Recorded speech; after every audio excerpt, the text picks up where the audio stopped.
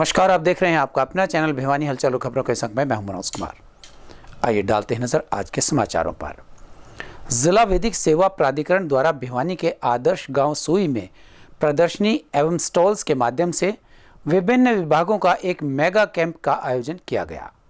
प्राधिकरण के सचिव हिमांशु सिंह ने बताया कि नालसा के निर्देशानुसार और हालसा के मार्गदर्शन में district legal services authority Bhiwani द्वारा कैंप लगाकर लोगों की समस्याओं का समाधान किया गया। आपको बता दें कि जिला विधिक सेवा प्राधिकरण के सचिव एवं सीजेएम हिमांशु सिंह ने मेगा कैंप का शुभारंभ किया। प्राधिकरण के सचिव हिमांशु सिंह ने मेगा कैंप में सभी स्टॉल्स का अवलोकन किया और वहां उपस्थित लोगों से बातचीत की। हिमांशु सिंह ने अवलोकन के दौरान कहा कि आज़ादी के अमृत महोत्सव के उपलक्ष्य में डेल्सा के निर्देशानुसार व डेल्सा के मार्गदर्शन में DLSA द्वारा मेगा कैंप का शुभारंभ किया गया है। मेगा कैंप के माध्यम से विभिन्न विभागों द्वारा लोगों को प्रमुख योजनाओं व सरकारी सहायता की जानकारी दी जा रही है। लोगों को इस मौके पर सेवाओं का लाभ भी दिया जा रहा है। उन्होंने कहा कि प्राधिकरण के उद्देश्य है कि अधिक से अधिक लोगों को सरकारी योजनाओं व प्राधिकरण द्वारा प्रदान की जा रही कानूनी सहायता मिले। उन्होंने कहा कि DLSA द्वारा ज़रूरतमंद महिलाओं व बच्चों को 60 साल की आयु के ऊपर वाले बुजुर्गों तथा 3 लाख से कम वार्षिक आय वाले लोगों को प्राधिकरण द्वारा निःशुल्क एडवोकेट की सेवाएं मुहैया करवाई जा रही हैं। प्राधिकरण के सचिव एवं सीजेएम हिमांशु सिंह ने लोगों से अपील की है कि वे इस मेगा कैंप में अधिक से अधिक संख्या में भाग लेकर यहां पर लगाई गई प्रदर्शनी के माध्यम से सरकारी योजनाओं की जानकारी प्राप्त करें। देखिए, आज हमने यहाँ गवर्नमेंट सीनियर सेकेंडरी स्कूल सुई में और एक मेगा लीगल सर्विस कैंप का आयोजन किया है। इस कैंप में विभिन्न सरकारी विभाग जो कि 15 स्टॉल लगाए हैं उन्होंने और लोगों की समस्याओं का मौके पर समाधान किया है, जिनमें आयुष्मान कार्ड, पेंशन संबंधित मामले और हेल्थ चेकअप और ई-श्रम कार्ड, इसी तरह के वोटर ID कार्ड में करेक्शन, आधार कार्ड में करेक्शन, इस तरह की कुल केवल 15 विभागों ने अपनी जो है सुविधाएँ मौके पर ग्रामीणों को उपलब्ध कराई हैं और ग्रामीणों ने बढ़ चढ़कर इस कैंप में हिस्सा लिया है व अपनी समस्याओं का समाधान भी करवाया। ये हरियाणा राज्य विधिक सेवा प्राधिकरण के निर्देशानुसार हमें हर महीने एक इस तरह के मेगा कैंप का आयोजन करना है और हमने अपने लेवल पे ये ठीक समझा है कि इस तरह के कैंपों का आयोजन ग्रामीण स्तर पे ही हो ताकि लोगों की समस्याओं का समाधान गाँव के लेवल पे ही हो जाए। लीगल अवेयरनेस कैंप था, इसमें 15 विभागों ने एक साथ मिलकर कार्य किया है और जिसमें हेल्थ, पुलिस विभाग, बैंक और आधार कार्ड, इस तरह से क्या है 17-18 कुल विभाग थे। और ये क्या है रूरल एरिया में क्या है, इसे कुछ लोग लीगल अवेयरनेस से वंचित हैं कि भाई लोगों को अपने अधिकारों का पता नहीं कि भाई। और दूसरा क्या है जो रूरल एरिया है इसमें क्या मान लो आधार कार्ड की हम बात करें तो लोग चक्कर काटते रहते हैं शहरों में, जिससे क्या है समय का भी क्या है दुरुपयोग होता है और पैसे का भी। तो हम चाहते हैं कि भी इस तरह के कैंप क्या है लगातार क्या है ग्रामीण क्षेत्रों में लगते रहें ताकि लोग क्या है सुविधाओं का फायदा उठा। दूसरी मैं ये कहना चाहूँगा कि भी जो ग्रामीण क्षेत्र के लोग हैं उन्हें जैसे कानूनी जानकारी नहीं होती कि भाई अब इस कैंप से क्या है पता लगता है कि भाई जैसे महिलाएं उनके लिए भी फ्री कानूनी व्यवस्था है। जिला Bhiwani chemist and druggist association की एक बैठक ड्रग कंट्रोल अधिकारियों द्वारा ली गई। इस बैठक में मूल्य निगरानी और संसाधन इकाई PMRU एवं नशे से संबंधित दवाओं को लेकर राज्य औषधि नियंत्रक हरियाणा के अधिकारियों द्वारा विशेष ट्रेनिंग दी गई।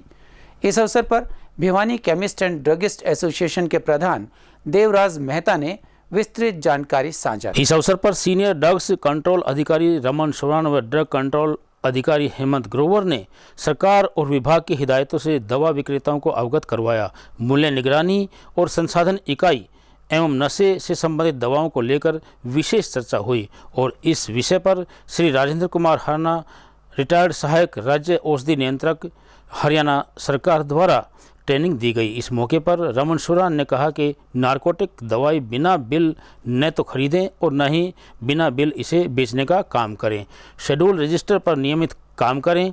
उन्होंने कहा कि थोक विक्रेताओं को नारकोटिक दवाओं के क्रय विक्रय के रिकॉर्ड को हर माह की 2 तारीख तक विभाग को उपलब्ध करवाना सुनिश्चित करना होगा। रमन सोरान ने कहा कि कोई भी दवा व्यवसायी एमआरपी से ज़्यादा दाम ग्राहकों से न वसूले। अगर उपभोक्ता अंकित मूल्य से ज़्यादा दाम वसूलने की शिकायत करता है तो विभाग उस पर कार्रवाई करेगा। उन्होंने कहा कि स्वास्थ्य सेवाओं में अपना महत्वपूर्ण योगदान दें। आज नारकोटिक ड्रग पर, जिनको नशे की दवाइयाँ कहते हैं, उनके ऊपर हमारा वर्कशॉप हुई। हमारे senior drug control officer Shri Raman Sharan ji, drug control officer Bhiwani Shri Hemant Grover ji, और हमारे विशेष अतिथि ज्ञान के भंडार श्री हरना जी हमारे इस सेमिनार में आए। हमें नारकोटिक ड्रग के बारे में अच्छी तरह गाइड किया गया। ड्रग एक्ट के बारे में बताया गया कि दवाई कैसे बेचनी है, डॉक्टर की पर्ची होनी चाहिए, और नारकोटिक ड्रग का विशेष रूप से रजिस्टर बनना चाहिए, और अपना सेल और परचेज का रिकॉर्ड आपका मेल खाना चाहिए। कोई भी इसमें लापरवाही हुई तो केमिस्ट के खिलाफ एक्शन हो सकता है। विस्तार रूप से उन्होंने हमें इस बारे में बताया। कहने को तो ये नशे की दवाइयाँ हैं, नशे की दवाइयाँ ये उन लोगों के लिए हैं जो नशे में काम लेते हैं।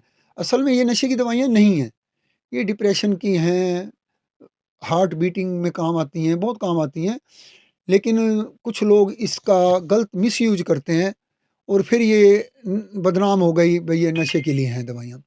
अदरवाइज़ ये दवाइयाँ तो बीमार लोगों के लिए हैं। और हमने उनको आश्वासन दिया डिपार्टमेंट को कि हमारा भिवानी का केमिस्ट पहले भी इसका अवैध कारोबार नहीं करता, आगे भी नहीं करेगा। जैसी गाइडलाइन हमें इन अफसरों ने दी हैं, हम उस गाइडलाइन पे चलेंगे और इसका पूरा रिकॉर्ड मेंटेन करेंगे, और समय समय पे ड्रग डिपार्टमेंट को आगाह भी करते रहेंगे, बताते भी रहेंगे, पूछते भी रहेंगे और उनसे इंस्ट्रक्शन भी लेते रहेंगे। स्थानीय वैश्य महाविद्यालय में 22 फरवरी से 25 फरवरी तक चौधरी बंसीलाल यूनिवर्सिटी से संबंधित कॉलेजेस के छात्रों के लिए यूनिफेस्ट 2022 का आयोजन किया जा रहा है।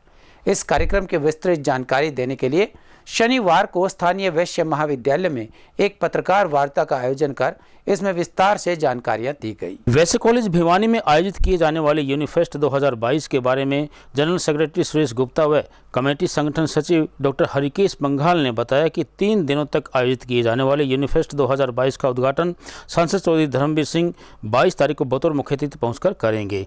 वहीं कार्यक्रम की अध्यक्षता चौधरी बंसीलाल विश्वविद्यालय के वाइस चांसलर प्रोफेसर आर के मित्तल करेंगे। वहीं यूनिफेस्ट के दूसरे दिन 23 फरवरी को भिवानी के उपायुक्त आर.एस. ढिल्लो बतौर मुख्य अतिथि शिरकत करेंगे और कार्यक्रम की अध्यक्षता पुलिस अधीक्षक अजीत सिंह शेखावत करेंगे। वहीं उन्होंने बताया कि 24 फरवरी 2022 को कृषि एवं पशुपालन मंत्री जेपी दलाल यूनिफेस्ट में पहुंचकर विजयी टीम्स को पुरस्कार देकर सम्मानित करते हुए कार्यक्रम का समापन करेंगे। इस अवसर पर कार्यक्रम की अध्यक्षता वैश्य कॉलेज संचालन कमेटी के अध्यक्ष अजय गुप्ता करेंगे। वहीं उन्होंने बताया कि विभिन्न विश्वविद्यालयों से आने वाली टीम्स के द्वारा क्लासिकल म्यूजिक, फोक डांस, काव्य गायन, नाटक, सांस्कृतिक नृत्य, कव्वाली व क्विज कंपटीशन इत्यादि अनेक विधाओं का आयोजन किया जाएगा। Thank you sir. Youth festival का किसी भी शैक्षणिक संस्था में कितना महत्व है आप सभी भली भांति जानते हैं, और सबसे अच्छी बात यह है कि आज आदरणीय सुरेश गुप्ता जी का सानिध्य हमें मिल रहा है। मैडम आशा पूनिया जो DYW हैं, यूथ वेलफेयर की डायरेक्टर हैं यूनिवर्सिटी की, वो आज इसी की ब्रीफिंग करने के लिए आपके सामने बैठे। मैं थोड़ा सा यूथ फेस्टिवल के बारे में आपको बताऊं कि वैश्य महाविद्यालय में यूनिवर्सिटी का तीसरा यूथ फेस्टिवल, जिसको यूनिफेस्ट के नाम से हम जानते हैं, ये 3rd वैश्य कॉलेज में आयोजित होने जा रहा है। इसमें भिवानी और दादरी के जितने भी कॉलेजेस हैं, बीएड कॉलेजेस से रिलेटेड और जितने डिग्री कॉलेज हैं, वो सभी इसमें पार्टिसिपेट करेंगे। लगभग जहाँ तक मुझे सूचना है 65 के करीब कॉलेज दोनों जिलों के इसमें प्रतिभागिता करने जा रहे हैं। 37 टोटल आइटम इसमें होंगे, जिसको 5 अलग अलग सेक्शन में बांटा गया है। Music section, dance section, theatre section, literary section और फाइन आर्ट सेक्शन। इसके अलावा 37 आइटम में विजेता प्रतिभागियों को पारितोषिक के तौर पे इनाम दिया जाएगा। इसके अलावा सभी कॉलेजेस से एक स्लोगन प्रतियोगिता होगी जो कॉलेज के आधार पे होगी। उसके ऊपर वाइस चांसलर ट्रॉफी जो बेस्ट स्लोगन होगा उसको दी जाएगी उस कॉलेज की तरफ से। जो बेस्ट परफॉर्मेंस जिस टीम की रहेगी उसको ओवरऑल ट्रॉफी दी जाएगी। 4 अतिरिक्त इनाम हमने रखे हैं बेस्ट एक्टर के हिंदी नाटक में, बेस्ट एक्टर संस्कृत नाटक में, बेस्ट एक्ट्रेस सर्वोत्तम अभिनेत्री हिंदी नाटक, सर्वोत्तम अभिनेत्री संस्कृत नाटक। और आगाज जो इस यूथ फेस्टिवल का हम करने जा रहे हैं वो आदरणीय चौधरी धर्मवीर सिंह जी करेंगे जो हमारे सांसद है भिवानी महेंद्रगढ़ लोकसभा के।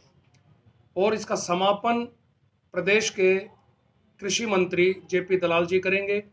इसके अलावा सेकंड डे 23 तारीख को भिवानी के उपायुक्त महोदय मुख्य अतिथि के तौर पे मौजूद रहेंगे और एसपी साहब अजीत सिंह जी वो अध्यक्षता करेंगे कार्यक्रम की। हमारी संपूर्ण मैनेजमेंट और हमारे प्रिंसिपल साहब और हमारे टीचर साहिबान, धीरज तिरखा जी जो को कन्वीनर हैं इस यूथ फेस्टिवल के, साथ ही साथ डॉक्टर अनिल तंवर जो ऑर्गेनाइजिंग सेक्रेटरी हैं मेरे साथ, पूरा हमारा प्रयास ये रहेगा कि संपूर्ण रूप से ये यूथ फेस्टिवल एक यादगार, एक ऐसा आयोजन बन जाए भिवानी के लिए जिसकी स्मृतियाँ वर्षों तक रहें।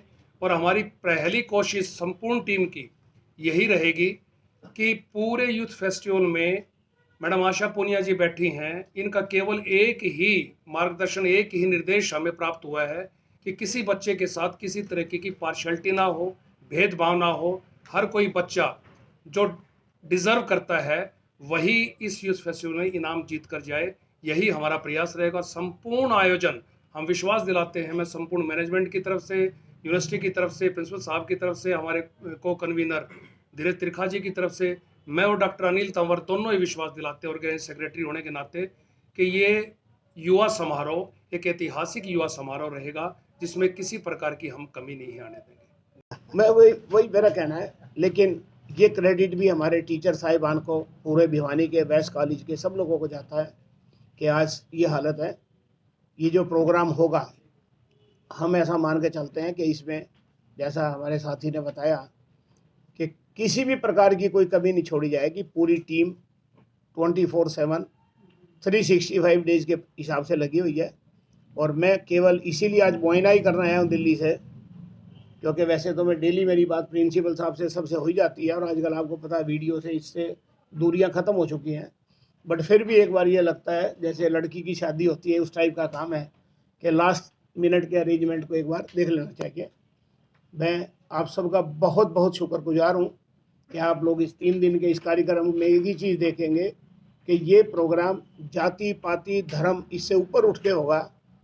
मतलब कोई आदमी भी इसको इन्फ्लुएंस नहीं कर पाएगा कि ये फला आदमी इसका ये कर दो या ये कर दो, क्योंकि पूरी टीम इतने तत्परता से लगी हुई है। मैं इस टीम का भी धन्यवाद करना चाहता हूँ एज ए जनरल सेक्रेटरी। बात विश्वविद्यालय ने जिस पे फोकस किया है वो है all around development of the students.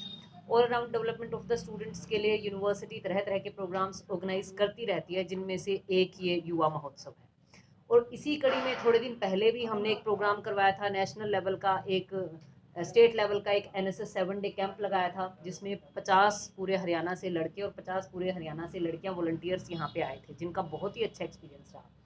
इसी तरीके से एक और अगला प्रोग्राम हम यहाँ पे ऑर्गेनाइज करवाने जा रहे हैं, वो है आपका inter university wrestling championship, women as well as man.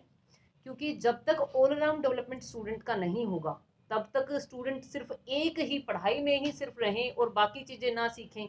MSc कर ली बच्चे ने और वो सब्जी नहीं खरीद सकता, ऐसी पढ़ाई का कोई फ़ायदा नहीं है। तो इसी बात को ध्यान में रखते हुए ये युवा महोत्सव की जिम्मेवारी क्वैश कॉलेज संस्था को दी गई। उन्होंने बहुत सहर्ष इसे स्वीकार भी किया, मैनेजमेंट ने भी, प्रिंसिपल ने भी, सभी ने एश्योर हमें किया है कि युवा महोत्सव बहुत अच्छे तरीके से यहाँ पे ऑर्गेनाइज किया जाए। तमिलनाडु के तंजावुर में 17 वर्षीय एक छात्रा पर धर्म परिवर्तन का दबाव बनाने और उसे आत्महत्या के लिए मजबूर किए जाने के विरोध में अखिल भारतीय विद्यार्थी परिषद ने तमिलनाडु सरकार का पुतला फूंका। वहीं उन्होंने आरोपियों के खिलाफ सख्त से सख्त कार्यवाही किए जाने की मांग भी की। इस मौके पर उपस्थित युवाओं को संबोधित करते हुए ABVP जिला संयोजक आशु पालुवास ने कहा कि पीड़ित छात्रा लवन्या से धर्म परिवर्तन करवाया जा रहा था, जिसे वह अपनी मर्जी से करना नहीं चाहती थी।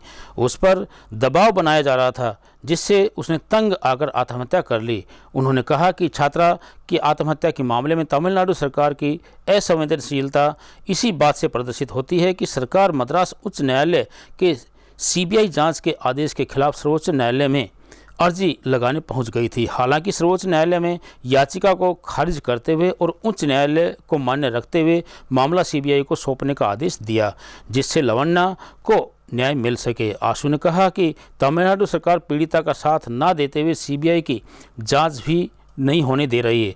प्रदर्शन के दौरान एबीवीपी ने लवन्या को इंसाफ दिलाने की गुहार लगाते हुए कहा कि इंसाफ मिलने तक एबीवीपी का प्रत्येक कार्यकर्ता संघर्ष के लिए प्रतिबद्ध रहेगा। नमस्कार जी, आज अखिल भारतीय विद्यार्थी परिषद भिवानी इकाई के द्वारा चौधरी बंसीलाल विश्वविद्यालय के मुख्य द्वार पे तमिलनाडु सरकार का पुतला जो हमने फूका है पूरी विद्यार्थी परिषद की टीम ने, वो इसलिए कि तमिलनाडु के तंजावुर शहर में एक लवन्या नाम की लड़की थी जो कि हिंदू धर्म से संबंधित थी। उसको जो दूसरी मिशनरियों ने ना उसको इतना धर्मांतरण के लिए दबाव बना दिया गया कि वो आत्महत्या के लिए मजबूर कर दी गई और उसने ना उस धर्मांतरण के दबाव में आत्महत्या कर ली गई। उसके ऊपर अखिल भारतीय विद्यार्थी परिषद के राष्ट्रीय महामंत्री निधि त्रिपाठी जी ने तमिलनाडु सरकार के ऊपर मतलब एक प्रदर्शन किया गया। उस प्रदर्शन को तमिलनाडु सरकार ने उस प्रदर्शन के अनुरूप निधि त्रिपाठी जी को हिरासत में ले लिया और आज 5 दिन हो गए उनको हिरासत में अभी तक नहीं छोड़ा गया है। तो उसी के लिए जस्टिस फॉर लवन्या और हमारी जो अखिल भारतीय विद्यार्थी परिषद की जो हमारी एक कार्यकर्ता है, हमारी जो एक अग्रणी कार्यकर्ता है निधि त्रिपाठी जी को रिहा करे, उसके लिए आज अखिल भारतीय विद्यार्थी भिवानी की टीम ने उसके तमिलनाडु सरकार का पुतला फूका है। कोरोना काल में लंबे समय तक बंद रहे विद्यालयों में बच्चों की पढ़ाई के नुकसान की भरपाई के लिए शिक्षा विभाग ने अतिरिक्त कक्षाओं का प्रबंध करने के लिए निर्देश दिए हैं। जिला उपायुक्त श्री RS ढिल्लों के आदेशानुसार और जिला शिक्षा अधिकारी श्री अजीत सिंह शोराण के निर्देशन में खंड शिक्षा अधिकारी श्री आनंद शर्मा ने इस बारे में विस्तार से जानकारी दी। इस बारे में खंड शिक्षा अधिकारी आनंद शर्मा ने बताया कि जिला उपायुक्त RS ढिल्लों के आदेशानुसार जिला शिक्षा अधिकारी अजीत सिंह शोराण के मार्गदर्शन में सभी कक्षाओं के लिए अतिरिक्त कक्षाएं लगाई जा रही हैं। इस विषय को लेकर उन्होंने जिले के विभिन्न स्कूलों का निरीक्षण करते हुए विद्यालय प्राचार्य को छुट्टी के बाद कम से कम आगामी 38 दिनों तक अतिरिक्त कक्षाएं लगाने के निर्देश जारी किए हैं, ताकि विद्यालयों में बच्चों का पाठ्यक्रम पूरा करवाया जा सके और साथ साथ उनके पाठ्यक्रम का रिवीजन भी हो सके। वहीं उन्होंने बताया कि आदेशों की पालना नहीं करने वाले विद्यालयों के खिलाफ सख्त कार्रवाई की जाएगी। कल हमारी जिला स्तरीय मीटिंग हमारे उपायुक्त महोदय की अध्यक्षता में हुई। उसमें मुख्य बात जो रही वो थी हम बच्चों को किस प्रकार से स्ट्रीम लाइन में लेके आएँ। अब तक कोविड के कारण अनेक प्रकार के प्रतिबंध अध्यापक और विद्यार्थियों पर लगे हुए थे। कभी 50% आना है, अध्यापक को रोटेशन में आना है, और हमारे जो हेल्थ डिपार्टमेंट की तरफ से भी अनेक प्रकार की हिदायतें थी। अब सभी प्रकार की जो भी हमारे पास प्रतिबंध थे वो हटा दिए गए हैं। तो सभी का एक ही मत है कि भाई हम बच्चों को जल्दी से जल्दी कौन सी तकनीक अपनाएं ताकि अध्यापक का और एक विद्यार्थी का जो आपसी तालमेल कम हो गया था, इंटरेक्शन कम हो गया था, संवाद कम हो गया था, वो ज़्यादा से ज़्यादा बढ़े। इसी संदर्भ में आज हमारे ज़िले के जो शिक्षा अधिकारी हैं वो और हम अपने ब्लॉक में विद्यालयों में गए और अध्यापकों के साथ हमने संवाद किया। हमारा मुख्य उद्देश्य था कि चाहे हम एक्स्ट्रा क्लास लगाएं, अभी तक विद्यार्थी 9 से 1 बजे तक विद्यालय में आते हैं। हमने उनको बताया कि आप इनको ज़्यादा से ज़्यादा समय अपने पास रोकें, अभिभावकों को बताएं अब किसी प्रकार की बीमारी नहीं है, कोई भी प्रतिबंध नहीं है, विद्यार्थी अपने विद्यालय में आए और जो आपने ऑनलाइन पढ़ाया है वो सारे का सारा आप बच्चों से उनकी नोटबुक में तैयार करें। अध्यापक अपनी डायरी लिखें और किसी प्रकार की कोताही होती है तो DDO जो है उसके लिए जिम्मेवार रहेगा, हेड ऑफ द इंस्टीट्यूशन जिम्मेवार रहेगा। बच्चों को, अभिभावकों को ये संदेश देना अनिवार्य है कि कोई प्रतिबंध नहीं है, किसी प्रकार की कोई बीमारी अवशेष नहीं है। आप स्वच्छंद भाव से पूर्ण रूप से विद्यालय जो है वो चल रहे हैं, अपने बच्चों को विद्यालय में भेजें और पढ़ाई का कार्य मेरी बात पूरा। भिवानी के अनाज मंडी स्थित जन सेवा धर्मशाला में बीजेपी किसान मोर्चा की जिला स्तरीय बैठक का आयोजन किया गया। इस बैठक में बीजेपी पार्टी द्वारा 27 फरवरी को होने वाले कार्यक्रम की रूपरेखा तैयार की गई। गौरतलब है कि चंद्रशेखर आजाद के बलिदान दिवस पर प्रदेश के 22 जिलों में श्रद्धांजलि कार्यक्रम हरियाणा बोलेगा वंदे मातरम का आयोजन किया जा रहा है। किसान मोर्चा के प्रदेश अध्यक्ष सुखविंदर मांझी ने यहां पर एक बैठक को संबोधित किया और किसान मोर्चा की बैठक ली। इस बैठक में उन्होंने बताया कि उनके द्वारा हरियाणा के सभी 22 जिलों में प्रवास कार्यक्रम किया जा रहा है। उसी कड़ी में आज भिवानी पहुंचने पर इस कार्यक्रम का आयोजन किया गया है और 27 फरवरी को चंद्रशेखर आज़ाद के बलिदान दिवस के अवसर पर उन्हें श्रद्धांजलि देने के लिए एक प्रदेश स्तरीय कार्यक्रम का आयोजन किया जाएगा, जिसके तहत जिले में कार्यकर्ता चंद्रशेखर आज़ाद के बलिदान दिवस पर उन्हें याद करेंगे। उसी कार्यक्रम के तहत आज भिवानी के सेवा सदन में कार्यकर्ताओं की एक मीटिंग का आयोजन किया गया है। आय दोगुनी आप किस परिप्रेक्ष्य में देखते हैं, ये सामने वाले के अनुसार कि वो हालात क्या है और किन हालातों में वो क्या चीज़ देखना चाहता है। अगर आप 2014 से पहले और 2014 के बाद की स्टडी करेंगे तो बहुत सारी चीज़ें आपको ये पता लगेगी। हरियाणा प्रदेश के अंदर अगर मैं बात करूँ या देश के अंदर भी बात करूँ कि हमने किसान की उपज को ज़्यादा लेने का काम किया है, खरीदने का एमएसपी के तौर पे। हमने यहाँ ज़्यादा फसलें एमएसपी के तौर पे खरीदने का काम किया है। हमने इस प्रकार की व्यवस्था जिससे कि आवक किसान की बढ़ के आए, ये हरियाणा प्रदेश की सरकार और केंद्र की सरकार ने किया है। एमएसपी का एक बड़ा मुद्दा रहा है, जिसके तहत केंद्र की सरकार ने फसल की बुआई से पहले एमएसपी निर्धारित करने का काम किया है। एमएसपी को भी जो स्वामीनाथन आयोग की सिफारिश के अनुसार 50% मुनाफे के साथ वो लागू करने का काम किया है। आज हरियाणा प्रदेश में टेल तक पानी जा रहा है, तो जब पानी की व्यवस्था ठीक होगी, सिंचाई की व्यवस्था ठीक होगी, तो भी उसकी आमदनी बढ़ती है। तो बहुत सारे ऐसे चक्कर हैं जो केंद्र की सरकार और प्रदेश सरकार ने योजनाबद्ध तरीके से चलाकर किसान को उसका लाभ देने का काम किया है। निश्चित तौर पे आज ये बड़ा वर्ग है देश का, हरियाणा प्रदेश भी खेती क्यारी से जुड़ा हुआ है। मैं ये ज़रूर कहना चाहता हूँ किसान मोर्चा का प्रदेश अध्यक्ष होने के नाते और एक किसान कि हमारी सरकार किसान के साथ निरंतर खड़ी हो, उसके लिए और व्यवस्थाएं करे। कुछ चीज़ें ऐसी है जो किसान भी परंपरागत जो ढांचा हमारा है खेती का, उसमें बदलाव कहीं ना कहीं लाकर, क्योंकि आज हर किसी व्यक्ति के पास स्मार्टफोन है, चाहे वो व्यापारी हो, चाहे वो किसी और काम में रखता हो, चाहे वो किसान भी हो। तो इसी प्रकार ज़माना स्मार्टनेस का आ गया, किसान भी स्मार्ट बने, किसान भी आज मार्केट को समझे, मार्केट के अनुसार अपने पुरानी जो खेती है उसमें बदलाव करने का प्रयास करे, कुछ उसमें सरकार भी सहयोग दे। इस प्रकार की एक व्यवस्था बनेगी, सामूहिक व्यवस्था जब बनेगी तो निश्चित तौर के ऊपर किसान की जो आमदनी है वो और ज़्यादा आने वाले समय में बढ़ेगी। और जब किसान की आमदनी बढ़ेगी तो निश्चित तौर के ऊपर हमारा जो देश है वो कई गुना आगे बढ़ जाएगा। आर्थिक तौर पे समृद्धता हमारे देश के किसान परिवार में आएगी। हमारे संग में बस इतना ही। अगले के लिए देखते रहेगा आपका अपना चैनल भिवानी हलचल।